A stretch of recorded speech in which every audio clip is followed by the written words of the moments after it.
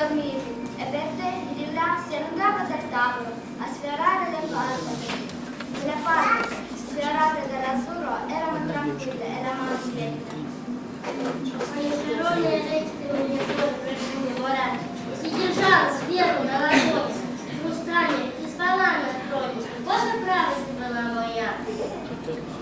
Ты проснулась и проснулась, смену человеческие слова. Лишь подумала, что на помысле слово ты раскрыла царь. Mano il cristallo pulsava di fuoco, fumava dalle montagne e lucevano in mare. E tu tenevi nel panno una sfera di cristallo e dormivi nel trono. E quanto credivo eri mia. Tutti i tuoi atti trasformati in vocabolario quotidiano dell'uomo. E le parole si riempiono nella gola, del vigore di un suono nuovo. E la parola tu, per il suo nuovo significato.